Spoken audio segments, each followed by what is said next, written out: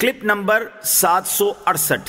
اس clip میں آپ قرآن پاک کی سورہ مریم کا تعارف، آیت نمبر 1 اور 2 کی تلاوت، ترجمہ اور تفسیر قرآن صراط الجنان سماعت فرمائیں گے۔ سورہ مریم کا تعارف، مقام نزول۔ سورہ مریم مکہ مکرمہ میں نازل ہوئی ہے۔ رکوع اور آیات کی تعداد، اس سورت میں 6 رکوع اور 98 آیتیں ہیں۔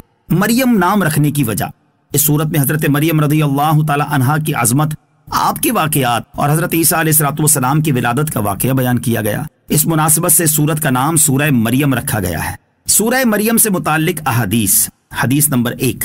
جب چند مسلمانوں نے حبشہ کی طرف ہجرت کی تو کفار مکہ نے تحائف دے کر اپنے 2 نمائندے حبشہ بھیجے تاکہ وہ مسلمانوں کو وہاں سے واپس لے آئیں۔ جب وہ حبشہ کے بادشاہ نجاشی کے دربار میں پہنچے اور اس کے سامنے اپنے آنے کا مقصد بیان کیا تو اس نے کہا کہ میں پہلے ان مسلمانوں کا موقف معلوم کر لوں۔ چنانچہ مسلمانوں کو جب اس کے دربار میں بلایا گیا اور حضرت جعفر بن ابو طالب رضی اللہ تعالیٰ عنہ سے اس کی گفتگو ہوئی تو اس نے کہا کہ آپ کے پاس اس کلام کا کوئی حصہ ہے جو اللہ تعالیٰ کی طرف سے نازل ہوا؟ حضرت جعفر رضی اللہ تعالیٰ عنہ نے فرمایا ہاں ہے۔ پھر اس کے سامنے آپ رضی اللہ تعالیٰ عنہ نے سورہ مریم کی تلاوت کی۔ حضرت ام سلمہ رضی اللہ تعالیٰ عنہا فرماتی ہیں اللہ عز و جل کی قسم، نجاشی سورہ مریم سن کر اتنا رویا کہ اس کی داڑھی بھیگ گئی، اور اس کے دربار میں موجود وہ لوگ جن کے سامنے مصاحف کھلے ہوئے تھے اتنا روئے کہ ان کے مصاحف بھیگ گئے۔ پھر نجاشی نے کہا بے شک یہ دین اور جو دین حضرت موسیٰ علیہ السلام لے کر آئے یہ ایک ہی طاق سے نکلے ہیں، اور کفار کے نمائندوں سے کہا تم لوگ یہاں سے چلے جاؤ، خدا کی قسم میں کبھی بھی انہیں تمہارے حوالے نہیں کروں گا۔ حدیث نمبر 2۔ حضرت ابو مریم غسانی رضی اللہ تعالیٰ عنہ فرماتے ہیں میں نے نبی کریم علیہ السلام کی بارگاہ میں حاضر ہو کر عرض کی یا رسول اللہ صلی اللہ تعالی علیہ وآلہ وسلم، آج رات میرے ہاں لڑکی کی ولادت ہوئی ہے۔ حضور پرنور علیہ السلام نے ارشاد فرمایا آج رات مجھ پر سورہ مریم نازل کی گئی، تم اس کا نام مریم رکھ دو۔ چنانچہ اس لڑکی کا نام مریم رکھ دیا گیا۔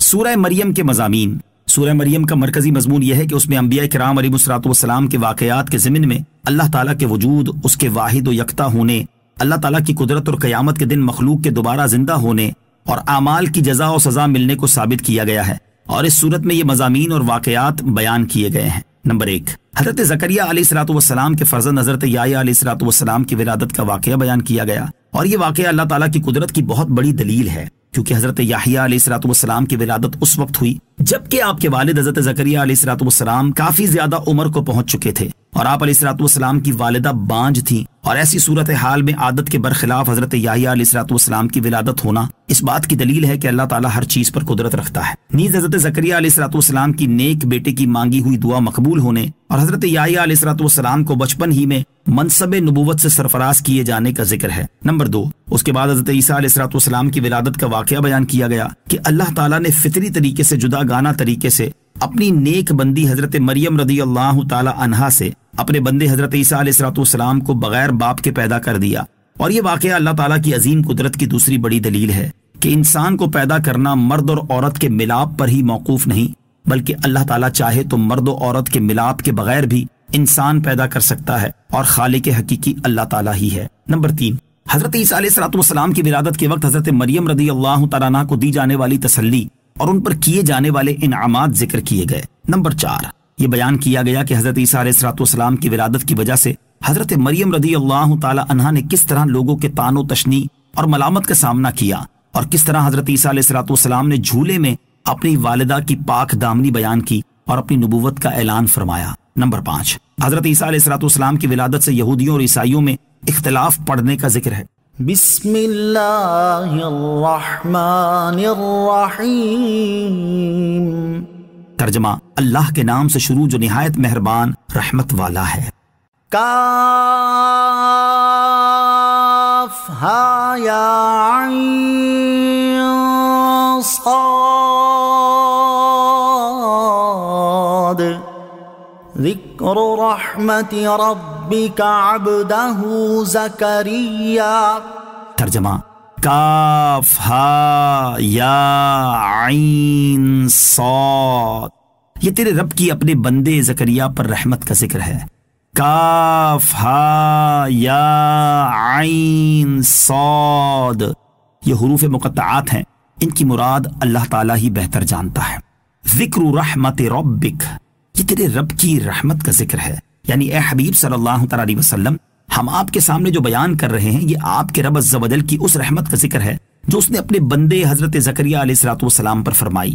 نیک بیٹا اللہ تعالیٰ کی بڑی رحمت ہے۔ اس آیت میں اللہ تعالیٰ کی رحمت سے مراد نیک اور صالح بیٹا عطا فرمانا ہے، اور بیٹا عطا فرمانے کے تذکرے کو رحمت الہی کا تذکرہ فرمایا گیا ہے۔ اس سے معلوم ہوا کہ نیک اور صالح بیٹا اللہ عز و جل کی بڑی رحمت ہے، خصوصاً جب کہ بڑھاپے میں عطا ہو۔ یاد رہے کہ نیک اولاد سے جس طرح دنیا میں فائدہ حاصل ہوتا ہے کہ وہ اپنے والدین کی خدمت کرتی ہے اور بڑھاپے میں ان کا سہارا بنتی ہے، اسی طرح مرنے کے بعد بھی نیک اولاد اپنے والدین کو نفع پہنچاتی ہے، جیسا کہ حضرت ابو ہریرہ رضی اللہ تعالی عنہ سے روایت ہے۔ نبی کریم علیہ الصلوۃ والسلام نے ارشاد فرمایا، جب انسان فوت ہو جاتا ہے تو اس کے اعمال منقطع ہو جاتے ہیں، لیکن 3 عمل منقطع نہیں ہوتے۔ نمبر 1 صدقہ جاریہ، نمبر 2 علم نافع، نمبر 3 نیک اولاد جو اس کے لیے دعا کرتی رہتی ہے۔ لہٰذا ہر مسلمان کو چاہیے کہ وہ جب بھی اللہ تعالیٰ سے اولاد کی دعا مانگے تو نیک اولاد کی دعا مانگے۔ یوں ہی اسے چاہیے کہ وہ اپنی موجودہ اولاد کو بھی نیک بنانے کی کوشش کرے، تاکہ جب وہ دنیا سے جائے تو اس کے پیچھے اس کی بخشش کی دعا مانگنے والا بھی کوئی ہو۔ صلو علی الحبیب صلی اللہ تعالی علی محمد صلی اللہ تعالی علیہ وسلم۔ مجھے اپنی اور ساری دنیا کی لوگوں کی اصلاح کی کوشش کرنی ہے انشاءاللہ عز و جل۔